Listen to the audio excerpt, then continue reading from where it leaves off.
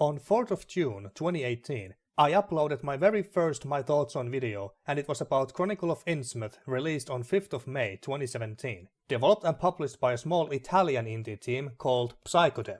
Chronicle of Innsmouth is an old-school point-and-click adventure game based on H.P. Lovecraft's story, The Shadow over Innsmouth. With its pixelated art style and the UI, it looked like a LucasArts game from the early 90s, similar to The Secret of Monkey Island for instance. Shortly put, I like the game. Its atmosphere and story, although I remember the voice acting being amateurish and the game felt a little too short. On October 30th, 2018, 4 months later after uploading that video, PsychoDev launched a Kickstarter and later an IndieGoGo campaign for the game's sequel titled Chronicle of Innsmouth, Mountains of Madness, obviously named after one of Lovecraft's stories, At the Mountains of Madness, raising 23,674 euros or a little over $28,000 in total thanks to almost 800 backers shared by the two crowdfunding platforms. PsychoDev's next game was going to be bigger and better in every way, with more professional voice acting, more appealing visuals and detailed pixel art, and ambitious story with 3 playable characters. The game was finally released on March 23, 2021. Before we start taking a closer look at the game, I should let you know that as a Lovecraftian horror and Cthulhu Mythos fan myself, I naturally also pledged to the Kickstarter campaign, enough to get a signed big boxed copy of the game, which cost me about 80 euros plus shipping. Despite that, I believe I can give my honest, objective opinion about the game, but feel free to let me know in the comments if you think I'm too soft or harsh on it. So, how did PsychoDev succeed in my opinion? Does Chronicle of Innsmouth, Mountains of Madness do justice to H.P. Lovecraft's work, his original story, At the Mountains of Madness, and is it overall better than 2017's Chronicle of Innsmouth? My name is Siperos and these are my thoughts on Chronicle of Innsmouth, Mountains of Madness. The story starts in the cold Antarctica, where an expedition team from Miskatonic University has made a historical discovery. They have found what seems to be ruins of an ancient unknown civilization. They blow up the entrance open and enter in to discover something even more astounding. Unknown alien-like organisms frozen in ice, but not dead. I know that you are excited to learn more about these life forms and what's about to happen to the expedition, especially if you are a fan of the original story, but the game is like, nah, we're not gonna focus on this for now, we'll come back to this plot later. Like I mentioned earlier, Chronicle of Innsmouth, Mountains of Madness, which I'm gonna refer to as just Mountains of Madness from now on to save time, is a prequel to 2017's Chronicle of Innsmouth. It's technically both prequel and sequel at the same time. The start of the story can be confusing and disorienting at first, even if you have played Chronicle of Innsmouth. The first game had 2 storylines in different timelines, each with its own protagonist. The main storyline was about a young man celebrating his coming of age who decides to stop by at the ill-famed coastal town of Innsmouth on his way to Arkham and learns a disturbing truth about its inhospitable and not entirely human residents. The other storyline takes place 10 years in the past, where we follow a private investigator, Lone Carter, who was hired by Professor Henry Armitage from Miskatonic University to find out what happened to his brother who left for Innsmouth, where Lone will encounter his own horrors. So basically the game is telling one of H.P. Lovecraft's most famous stories, The Shadow over Innsmouth, from 2 different perspectives. The story of Mountains of Madness continues directly from where we left off in the second storyline with Lone Carter, so the events of this game take place in between the 2 timelines of Chronicle of Innsmouth. To give some more context to Mountains of Madness' story, I must spoil what happened to Lone Carter at the end of the last game. He finds Armitage's missing brother in labyrinthian caves underneath Innsmouth in chains, but he was unfortunately already dead. Lone did, however, manage to free a missionary priest who was also kept there as a prisoner. Soon the 2 got attacked and separated by a monster known as a Shoggoth, who catches and drags Lone away, and we assumed he died there. But in Mountains of Madness, we learned that Lone miraculously survived and finds himself outside the labyrinth on a shore next to Innsmouth. He escapes the town and returns to his own office in Arkham, reports his findings back to Armitage, and after meeting and talking with a Weird Tales fiction writer and an occult expert, William Blanco, we learn that after his encounter with the Shoggoth, Lone has basically become a mutant whose wounds heal a lot faster than those of a regular humans. Later we also get Henry Ackley, a seasoned scholar of the occult, to help us with our investigation. Without going too much into details, murders and a kidnapping suddenly happen in Arkham, and during our investigations we learn that a certain cult knows about Lone's unique condition and tries to capture him for whatever evil purposes. We see and play through visions as other characters, which I get to in a moment. Eventually, after spending what felt like most of the game in Arkham, our journey takes our heroes to Antarctica to help out the expedition at the Mountains of Madness, where we are about to free the unknown organisms from the ice for study, and I'm sure you can guess that doesn't end well for them. Going into any more details would be too spoilery, but suffice to say that, despite the title, this game is not just retelling Lovecraft's original story at the Mountains of Madness. It is its own story with the Mountains of Madness as a part of it. Now, if Mountains of Madness does one thing worse than Chronicle of Innsmouth, it would be the story. Or storytelling, rather. Even though Chronicle of Innsmouth had two lead characters with a 10-year timeline difference, they both were investigating and learning about the truth and horrors of the town of Innsmouth, and thus the story was more focused. Mountains of Madness' story, however, is all over the place in comparison. Instead of focusing on the mystery of the Mountains of Madness in Antarctica, which I was looking forward to the most, we spent considerable amount of time investigating or doing something else in and around Arkham while trying to learn how to possibly cure Lone. There are many subplots going on that I honestly didn't care much about.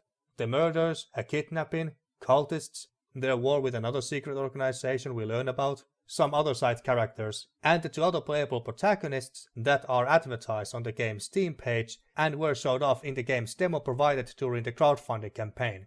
Abdul al-Hasret, the Mad Arab, and the original author of the Necronomicon, and even Howard Phillips Lovecraft himself. If you are like me, and you played through the demo where you play as al-Hasret and Lovecraft, and wish to see more of them in the full game, and how they all fit into the story, you will be disappointed because the full game does not have even one single new playable scene with either of those two. And the vision where we play as al-Hasret didn't really explain why and how he turned out the way we see him in the end, and why he was relevant to the main plot. Lovecraft's role was so minor and neglectable that his scene was more like a cameo than anything else. In fact, if the developers had cut the scene with Lovecraft from the game entirely, but kept his narration that he did throughout the game as if he was writing the story himself as he spoke, nothing would have changed. The story would have stayed the exact same. You also get to play as Ackley for a couple occasions, and even his scenes were more relevant to the main plot. Cutting out content like scenes or features and so on from video games happens all the time, in both big AAA and small indie projects. So that's normal. But when I finished Mountains of Madness, whose ending by the way felt rushed, premature, and not as impactful as Chronicle of Innsmouth, I could tell that the story was not fully finished and that the developers had to cut some important scenes from the game. Scenes that would have helped us understand the story and character motivations better. And according to the Italian-English translator of the game, Ross Kevin Moffat, aka Man Devil on YouTube, who watched my entire blind playthrough of the game from start to finish, I was right. There was more stuff planned for the game. He also mentioned that the entire story was first played out as a campaign in the Call of Cthulhu pen and paper role-playing game, with the game creator, Umberto Parisi I presume, as the game master, and his friends who are Lovecraft fanatics. So that's an interesting fact to know. I can imagine the developers planning out this big, grand, multi-layered story with multiple playable characters, where all the dots and subplots are neatly connected in the end to a satisfying conclusion. But then the reality of time and budget restrictions hit in, and stuff had to be cut. And naturally a global pandemic that happened to hit the developers' home country Italy the hardest in Europe certainly did not help their situation at all. It's clear to me that this game needed more development time. Lastly, regarding the story, it was also personally disappointing. I said earlier how Mountains of Madness is not just a retelling of the original story. That is both good and bad in this case. Good because I already knew the story. It's actually one of my favorites.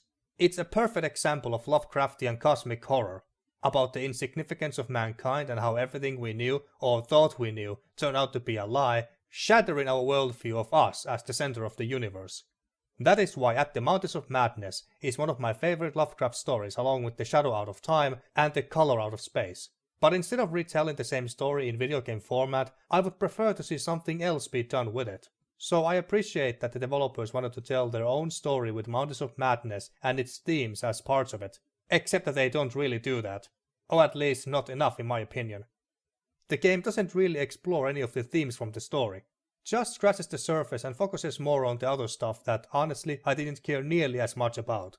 I just wanted to get back to Antarctica and see what the developers were gonna do with Mountains of Madness, and they didn't do much. Remember those frozen alien-like organic life forms I mentioned earlier? They are soon forgotten after they break out from the ice, as if they never existed. They were not really important to the main plot at all. More like a plot device.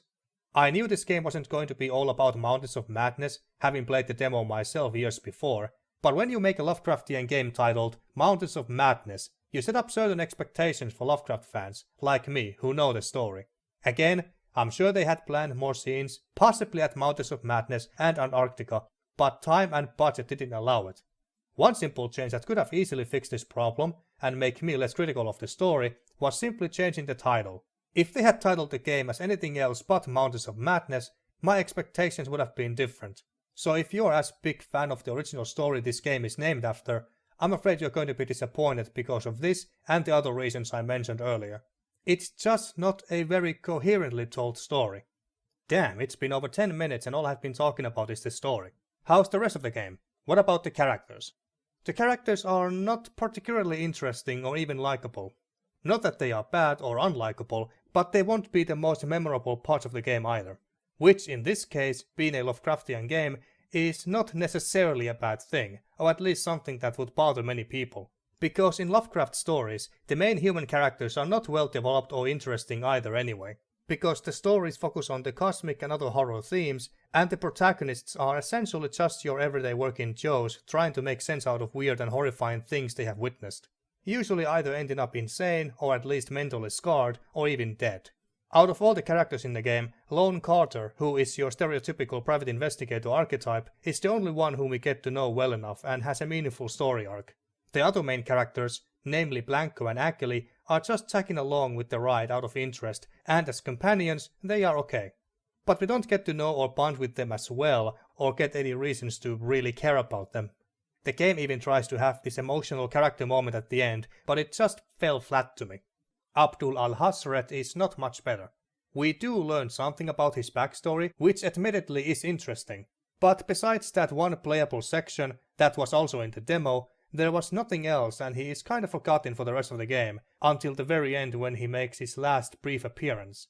But how and why he became like that, the game doesn't explain it. Hell, if it wasn't for the end credits, you may not have even known that it was Al-Hasret who appeared at the end. And Lovecraft's role in the game, like I mentioned earlier, is pretty much just a cameo appearance with no real significance to the main story. I'm fairly certain the developers cut some important scenes involving these two characters from the game. One thing that I did like about Lovecraft, however, is how he spoke. My memory is filled to the brink with the tales of my grandfather's travels. It was always as if they vaporated directly into my imagination. Snowbound peaks, rainforests infested with every manner of danger, splendid cities where the meek are preyed upon by the scum of humanity, lurking assassins and thieves. Such places appeared vividly in my dreams. Airborne monstrosities surged toward my person, borne aloft on the membranes of bat-like wings, their long and gnarled talons clutching at me.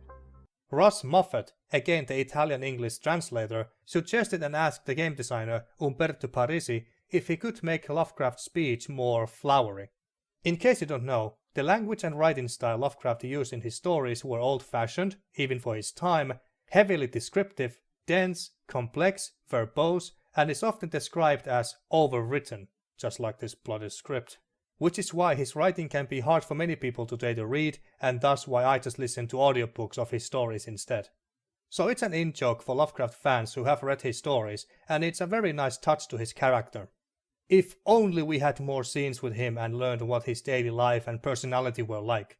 The characters are fully voice acted, and while not amazing, they are passable performances, and a considerable improvement to the last game's voice acting that was added later after its release, and I remember it being amateurish. Lone Carter's voice actor, Spencer Cannon, had the best performance in my opinion. Someone led me to that key, starting with that fake letter that led to that horrific crime. Everything began with my misadventures in Innsmouth. Yep. I'd love to go there someday. The others are quite dull and forgettable, just like the characters themselves. The soundtrack, composed by Umberto Parisi, was considerably better. The atmospheric music matched well with the tone of the game and set the proper mood for a Lovecraftian adventure. I especially loved the music inside the Mountains of Madness at the endgame. If I had to say what was the best moment in the game for me that I would remember it for, it would be this one, and the music is a big reason for it. I had to pause here and just listen. It's eerie, ominous, unnerving, and even alien. It's such a shame that this atmosphere is short-lived and that the rest of the game isn't like this. Aesthetically, Mountains of Madness looks miles better than Chronicle of Innsmouth. The latter looked like an adventure game from the early 90s, similar to The Secret of Monkey Island from LucasArts. And not only because the main protagonist, the unnamed young man, who looked and even acted a little like Guybrush Threepwood, so that's what I called him. The pixel art, however, was not as good. The close-up looks of the characters especially looked horrid. The game's pixel art style looked rather muddy and even ugly in places. But not only I didn't mind that for the most part, it actually worked for me when we were in Innsmouth, making the place look wet, dirty and gloomy. Just like Innsmouth should look like. Anyway, it's clear at first glance that Mountains of Madness had way higher production value. Everything from characters to backgrounds look a lot more detailed and cleaner, and character animations are way smoother. What I also really liked, and even surprised me positively, were these comic book panel-like hand-drawn animated cutscenes that really brought more life to the story. Another thing that made Chronicle of Innsmouth look like an early 90s adventure game using Scum Engine was its user interface with 9 verbs or commands on the bottom left side of the screen and an inventory on the right. Mountains of Madness takes more of a mid to late 90s approach on this as well, by scrapping the interface, keeping the screen clean, and instead you access your inventory by moving your mouse to the top of the screen till the inventory shows up, and you point, click and drag items from it to try and use them on something in the environment, or try to combine them with your other items. So it plays like any other typical point-and-click adventure game. The game also has a hotspots highlight feature, highlighting interactable objects in the environment, so no need for pixel hunting either. The puzzle design in Mountains of Madness is also, in my opinion, better, more challenging and clever. The cleverest simple puzzle in my opinion was the one where you had to get this piece of paper from the room next to Lone's office through a small hole in the wall by using the broomstick and the glass tube. I won't spoil how to do the puzzle exactly, but let's just say that static electricity is also needed. There were some puzzles that gave me some tough time as well. The chemical puzzle where you must follow mathematical instructions to mix the right ingredients to get the correct formula with the desired effect being one of them. So basically another one of those what I like to call as cocktail puzzles that I always seem to struggle with. But I solved it without checking out a guide, so I felt pretty good about myself afterwards. It's overall a well thought out and engaging puzzle. But I'm sure there will be people who won't like this one simply because it requires mathematical calculations. But thankfully it's the only one. There's not too many items to pick up and carry around, so you won't be overwhelmed by an inventory with over 20 or so items. The puzzles overall are good, logical, fair and more memorable than the ones from Chronicle of Innsmouth. But there's bound to be at least 1 or 2 puzzles that many people will struggle with and end up looking up the solution from a walkthrough instead. The game was also considerably longer than Chronicle of Innsmouth, which took me about 7 hours to beat, while Mountains of Madness took me about 4 to 5 hours more, partly because I got stuck at few puzzles for like 1 to 2 hours combined. Chronicle of Innsmouth, Mountains of Madness is a big improvement to its predecessor in many ways due to the more detailed and cleaner pixel art style and animated cutscenes, better designed and more challenging puzzles, voice acting is better, and the soundtrack is also good. Unfortunately, the arguably most important aspect of the game, the storytelling, is worse in my opinion. It's all over the place, incoherent at times, unfocused, and the ending felt rushed as if they ran out of funds and had to wrap things up prematurely, leaving some loose ends behind. After finishing the game, it was clear to me that PsychoDev had to cut stuff out, even some important scenes from the game. Most notably scenes with Abdul al-Hasret and H.P. Lovecraft. To me it looks like they had a complex, multi-layered and grand story in mind, but due to the time and budget restrictions, it turned out too ambitious for them to be truly realized. And the pandemic certainly did not help matters. And personally, I wish they had done more with the source material of the original story at the Mountains of Madness. So I don't think they did justice to one of my favorite Lovecraft stories. Partly due to my own expectations, sure, but with a title like that, can you really blame me? Still, Chronicle of Innsmouth, Mountains of Madness is not a bad game by any means. It has its good and even gory moments, and is overall a good Lovecraftian adventure, so I can recommend it to people who are into Lovecraft-inspired games. It's also a demonstration of how much PsychoDev, a small indie team of less than 10 people have improved their craft since the first game, so I'm hopeful that they have learned from this experience and players' feedback, both positive and negative, and make their next game even better with those lessons in mind. And there you go, folks. Those were my thoughts on Chronicle of Innsmouth, Mountains of Madness. What are your thoughts on the game? Let me know in the comments, and thanks for watching.